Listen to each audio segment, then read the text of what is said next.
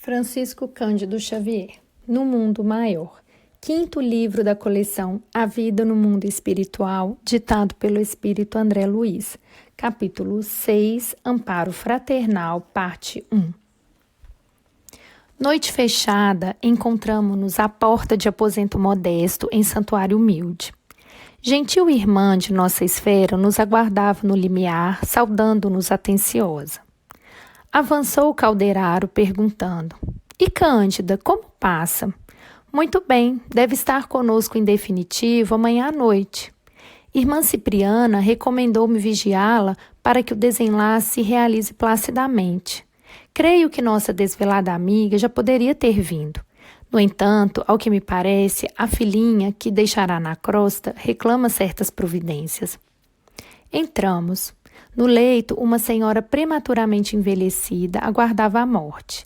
Na fisionomia, os fenômenos de extinção do tônus vital eram visíveis. Cândida, a irmã que nos merecia tanto carinho, prendia-se ainda ao corpo através de fios muito frágeis. Pela doce luz que lhe nimbava a fronte, emitida por sua própria mente, eu lhe observava a grandeza d'alma, o sereno heroísmo.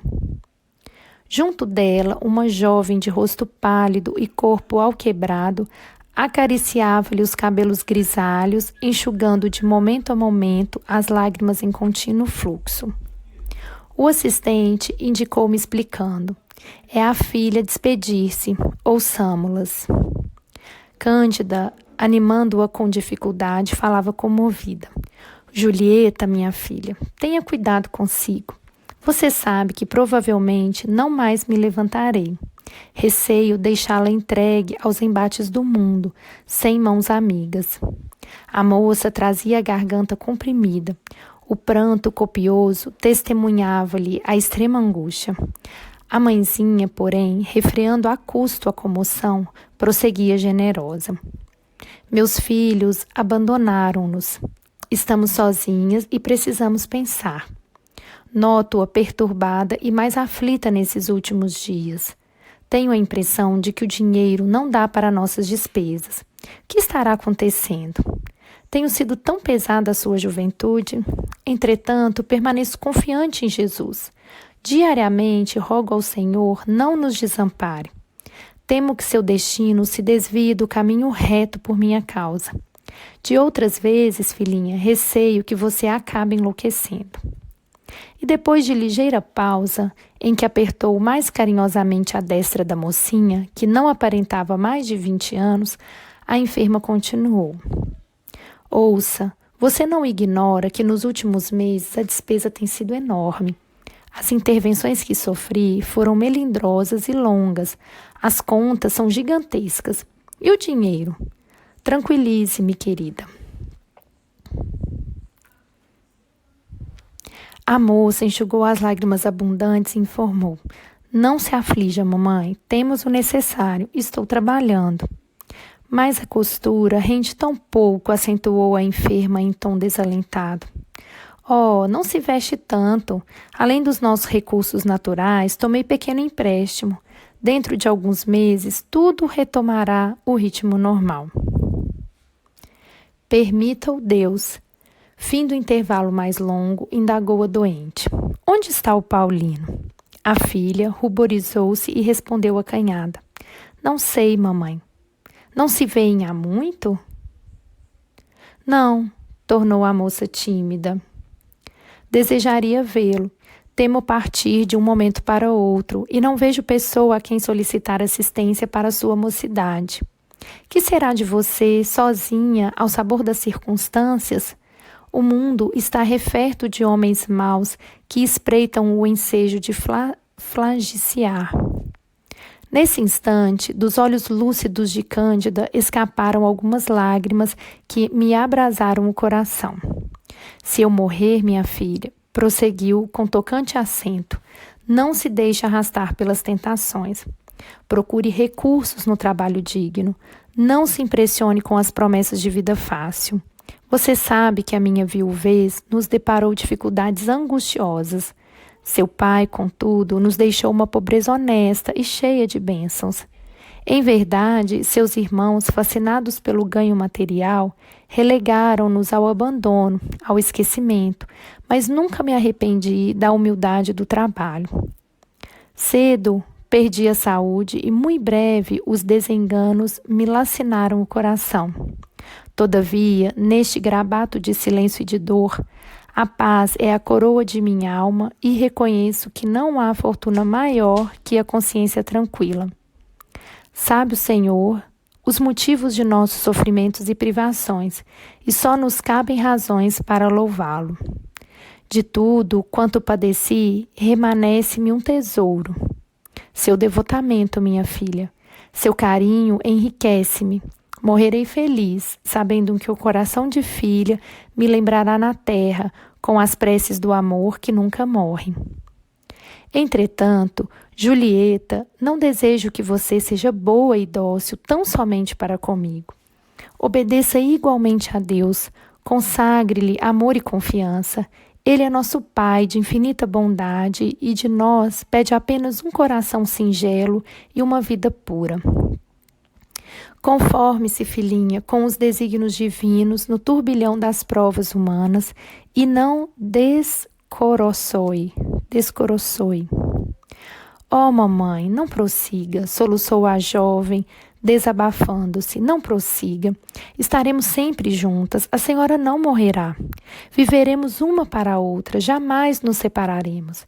Acalme-se. Não quero vê-la aflita. Tudo passará. O médico prometeu-me iniciar tratamento mais enérgico. Tenhamos fé. Cândida esboçou triste sorriso, acariciou as mãos da jovem e falou: Obrigada, minha filha. Estou calma e feliz. Olhou em seguida os ponteiros do relógio próximo e acrescentou: Vá sossegada, o horário de nossa palestra terminou. Beijaram-se comovidamente e Julieta, após carinhoso adeus, afastou-se. Sigamo-la, disse Calderaro atento. Devemos assisti-la com recursos magnéticos. Tenho instruções de Cipriana a respeito. Em caminho, o instrutor esclareceu-me a história da agonizante. Enviuvara Cândida muito moça com 3 filhos, 2 rapazes e Julieta, cuja educação lhe impusera a amarga renúncia dos bens da vida. Lutara, trabalhara e sofrera com resignação e coragem.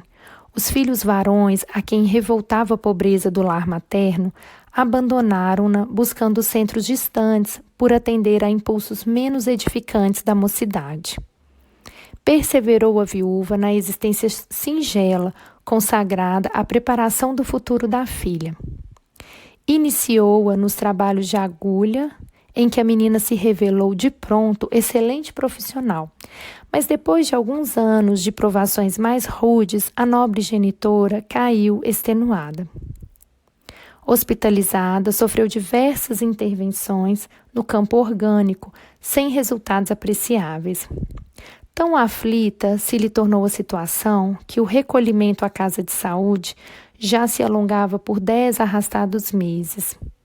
A princípio, por si só, Julieta conseguiu satisfazer as exigências financeiras. Com o escoar do tempo, viveu, porém, a pobrezinha duelo tremendo entre a necessidade e o esgotamento. Exaustas as possibilidades de que dispunha, recorreu a parentes que se esquivaram cautelosos. Apelou para amigos que se mostraram indiferentes. As despesas, no entanto, cresciam sempre, implacáveis.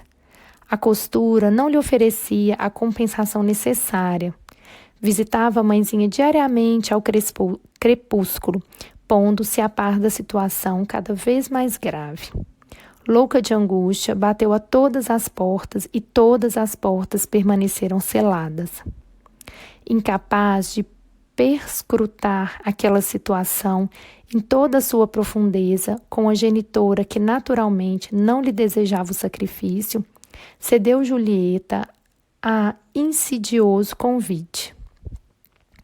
Passou a valer-se da noite a fim de trabalhar numa casa de diversões com o intuito exclusivo de agenciar mais dinheiro. Cantaria e dançaria, melhorando a receita. Desde então, passou a representar o papel de uma ovelha assediada por feras e, por mais que resistisse às solicitações dos sentidos, em dada circunstância, não logrou furtar-se ao império das sensações. Atraída pelas propostas de um homem, aquele mesmo Paulino a quem a mãe se referira não teve forças para resistir. Aceitou-lhe a proteção prematura. Abandonou a máquina de costura e mudou-se do modesto quarto em que penosamente vivia. Fixou-se então no centro de diversões noturnas e, se comparecia a outros lugares, era sempre acompanhada por ele, interessado em tirar-lhe proveito da mocidade e beleza, qual cavalheiro vaidoso a ostentar uma joia. Julieta, no entanto, ocultava a realidade aos olhos maternos. Vestia-se com singeleza para a visita diária, e quando se fez acompanhar de Paulino pela primeira vez no hospital, apresentou-o a Cândida na qualidade de simples amigo. As aflições sucessivas da menina alteraram-lhe, porém, a saúde. Achava-se extenuada, doente. Recordando os exemplos maternos, experimentava atrozes perturbações conscienciais. Os prazeres fáceis não lhe amainavam o coração sensível e afetuoso. O dinheiro abundante não lograva atenuar-lhe o desalento. A maneira que conquistava alheia admiração para os dotes físicos parecia perder a paz de si mesma. Presa de incoercível abatimento, passava os dias e as noites sob os fortes atritos da própria razão. Por que não persistira na vida modesta até o fim? Como não se confessar à mãezinha, obtendo-lhe a precisa orientação? Por outro lado, sentia-se desculpada, precisava da cooperação financeira de Paulino para socorrer aquela que lhe dera o ser. Buscara recursos em todas as fontes que lhe pareceram limpas e acessíveis, e todas as mãos permaneciam cerradas aos seus rogos. Mas estaria procedendo com acerto? Não sentia coragem para tornar a oração de outros tempos? Debatia-se-lhe a mente, angustiada entre as exigências do mundo material e as imperiosas postulações do espírito. No entanto, concluiu o calderaro atencioso. As preces maternas acompanhavam-na através do escabroso caminho. E Cândida não tem sofrido em vão. Colaboradora fiel de muitos serviços e credora de muitas bênçãos. Depois de inteirar-me daquele drama comum a várias mulheres jovens dos nossos dias, segui o orientador até o aposento em que Julieta lhe receberia o socorro à organização psíquica em desvario.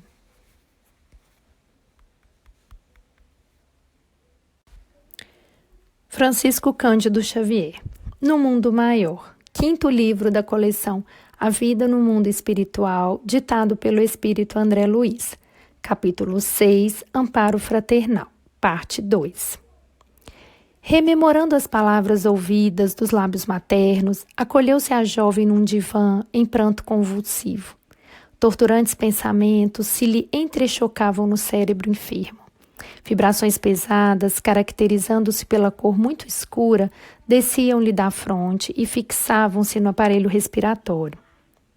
Represavam-se na pleura, invadiam os alvéolos e daí passavam ao coração, influenciando as trocas sanguíneas, momento em que a substância fluídica das emissões mentais se esvaecia, absorvida pelas artérias. Notei, porém, que esse material oriundo da mente perturbada, imprimindo-se no mecanismo fisiológico, era assimilado pelo sangue, que a seu turno o restituía ao cérebro físico, acumulando-se em todas as zonas deste, mais próximas da substância cinzenta. Reparava por isso na jovem não somente os olhos rubros e túrgidos de chorar, mas também os pródromos dos mais sérios distúrbios orgânicos. Identificando as manifestas perturbações no cérebro e no bulbo raquiano, encarei o meu orientador e perguntei: não estaremos aqui ante a misteriosa origem da encefalite letárgica? Muito mais do que isso, respondeu Calderaro sorrindo. A mente desvairada emite forças destrutivas que, se podem atingir os outros, alcançam em primeiro lugar o cosmo orgânico do emissor.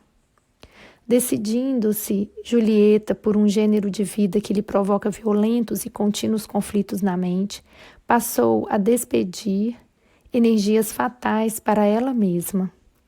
Dotada de distinta educação, aurida ao contato materno que lhe aprimorou as concepções e lhe enobreceu os sentimentos, incompatibilizou-se com uma existência de nível mais baixo na crosta planetária. A preparação do espírito ilumina invariavelmente. Possuindo destarte sublime claridade interior para a jornada humana, colheria naturalmente paz, alegria e edificação no exercício de suas faculdades femininas, desde que se lhe oferecesse um campo de luta em que se sentisse a sadia manifestação dos poderes de sua alma.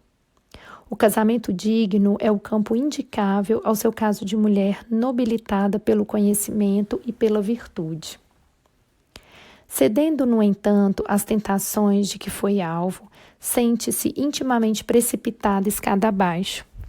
Todos os dias é constrangida no silêncio a recordar a exemplificação da genitora, a reconsiderar a própria atitude diante da vida e a reconhecer que se encontra desajustada. Nesse atrito incessante, agravado pelas péssimas emissões fluídicas do ambiente de que se tornou frequentadora habitual, sua mente desce à região dos impulsos instintivos, experimentando extrema dificuldade em subir ao castelo das noções superiores, de onde a luz da consciência lhe dirige vigorosos apelos para que retorne à simplicidade e à harmonia. Tal situação impede-lhe a prece fervorosa, santificante e regeneradora, e daí o caos em que a pobrezinha tateia. É suficientemente educada para colher qualquer benefício do meio onde levianamente se projetou, e dominada pela permanente angústia, faz demasiada pressão sobre a matéria cinzenta, dando causa a lamentáveis desequilíbrios orgânicos. Calderaro interrompeu-se por alguns instantes, à maneira do professor que abre caminho à reflexão do aprendiz, e acrescentou sereno: Não está ela, pois, simplesmente ameaçada pela encefalite letárgica. Avizinha-se da loucura com estádios por distúrbios vários, provocados pela disfunção celular. Não somente isso, Julieta, nas circunstâncias em que a observamos, pode ser atingida noutros centros vitais. É capaz de apanhar uma pleurisia como antecâmara para a tuberculose. Com facilidade será vítima de deploráveis intoxicações do sangue que se caracterizarão por moléstias indefiníveis dos vasos ou da epiderme, sem excluir as desarmonias fatais do fígado, prováveis portadoras da ruína e morte para o veículo denso. Chegados a esse ponto das elucidações, o orientador ergueu os olhos e considerou: mas a justiça divina jamais desconhece a compaixão. Às vezes, nossa queda precipitada constitui mero desastre parcial a que nos arrasta o desespero. A eterna sabedoria examina o móvel de nossas ações e, sempre que possível, pronto nos reergue. Somente quando nos mergulhamos no total eclipse do amor e da razão, deliberadamente fugindo aos processos do socorro divino, mantendo-nos nas trevas completas do ódio e da negação, defrontamos com absoluta dificuldade de receber influências salvadoras.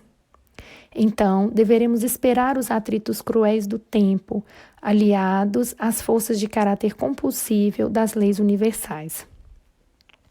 Se a jovem não pode elevar-se a plano superior, como ave ferida pelo tiro de caçador impiedoso, a mãezinha doente permanece em poderosas orações transformadoras. Caiu a filha para socorrer-lhe o corpo, mas Cândida alcandorou-se mais por salvar-lhe a alma. Em vista disso, o amoroso poder de Cipriana agirá esta noite.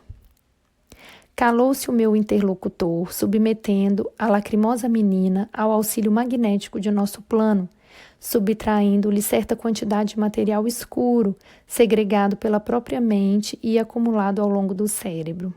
o que levou a efeitos sem obstáculos dignos de menção. Todavia, como deixasse um tanto de tal substância na câmara cerebral, indaguei a causa dessa deliberação.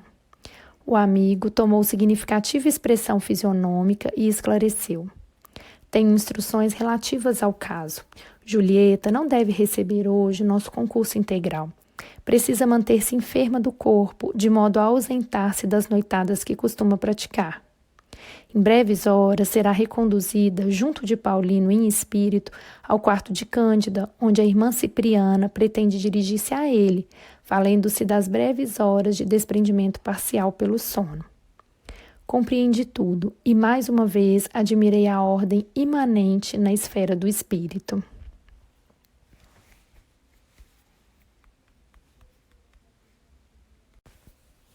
Francisco Cândido Xavier, No Mundo Maior. Quinto livro da coleção A Vida no Mundo Espiritual, ditado pelo espírito André Luiz. Capítulo 6, Amparo Fraternal, parte 3. Em seguida, conduziu-me Calderaro ao serviço de assistência a um irmão sofredor, cujo caso examinaremos no próximo capítulo, a fim de não perdermos o fio do processo de auxílio a Julieta. Por volta das 2 horas, em plena madrugada, regressou comigo o instrutor ao modesto aposento de Cândida. Esta, fora do mirrado invólucro material, repousava nos braços de Cipriana, que lhe afagava a fronte com ternura de mãe.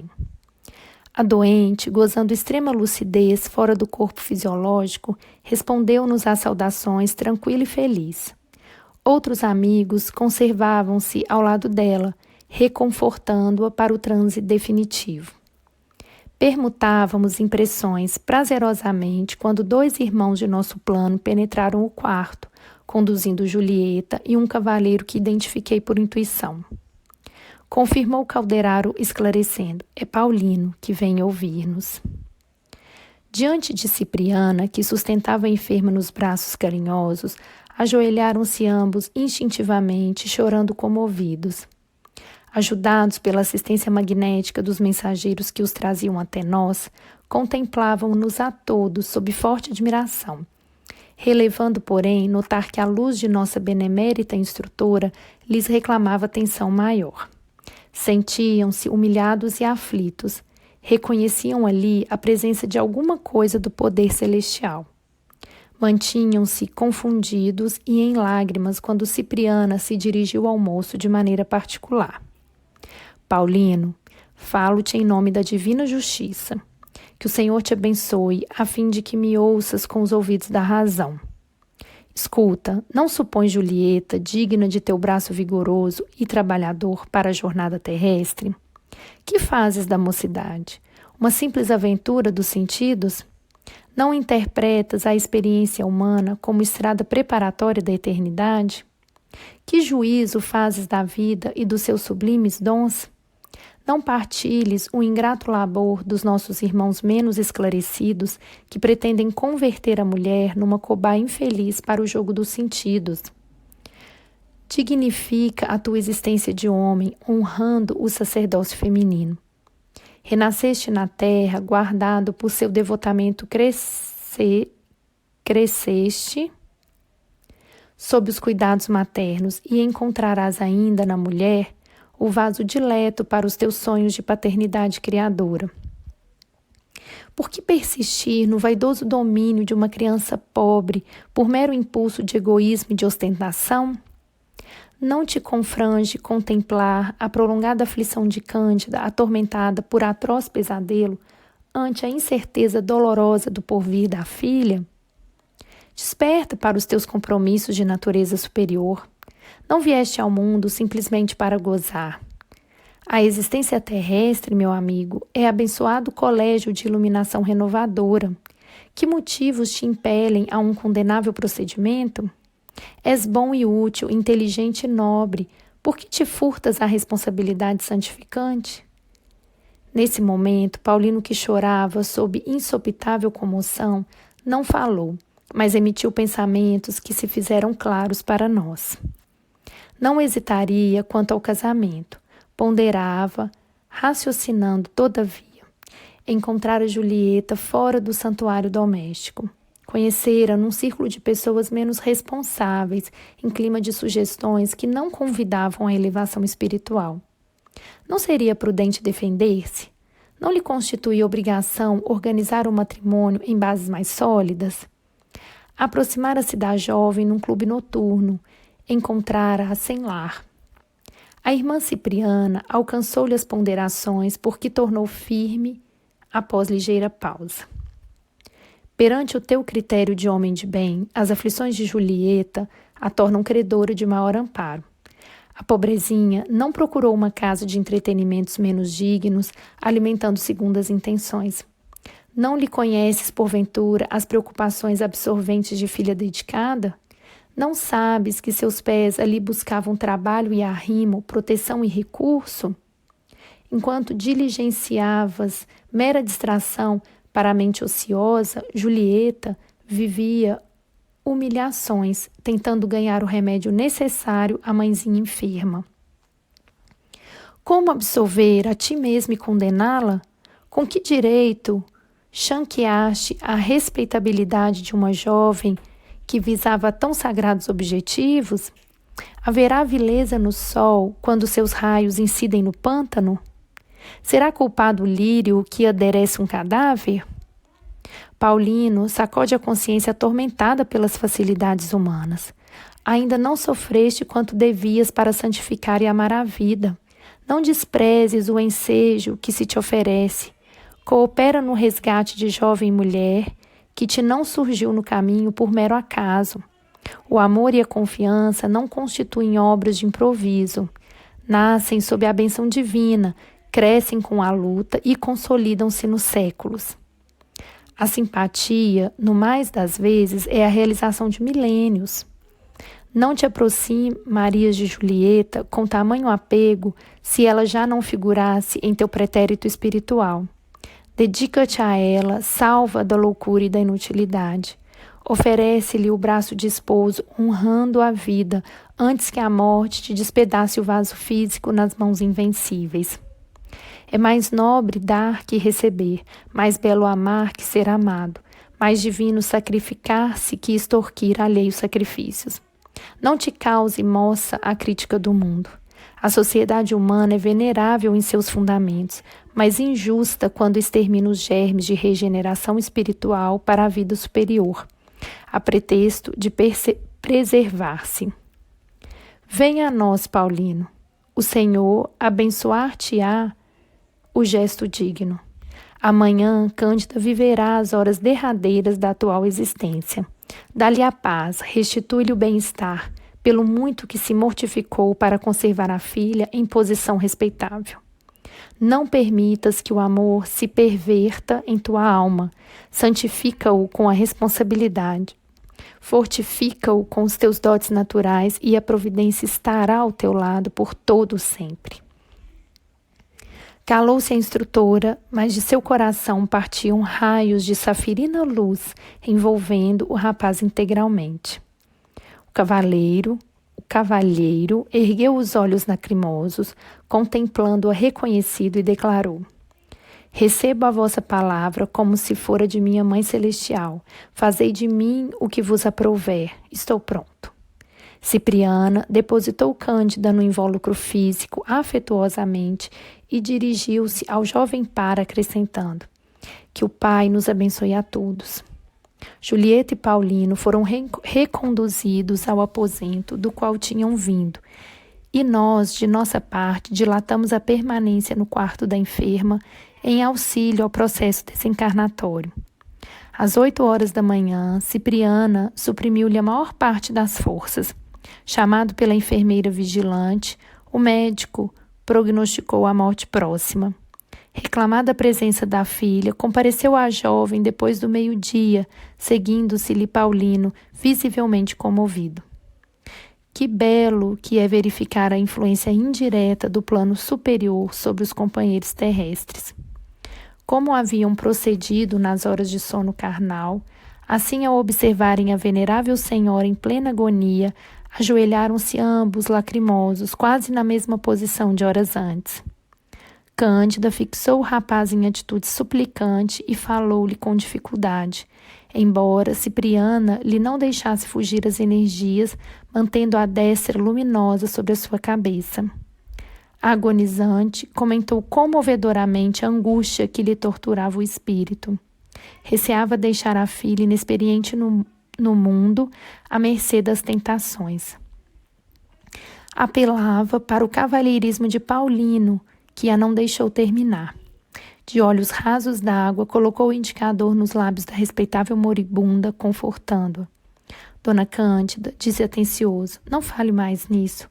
Amanheci hoje com um propósito irremovível.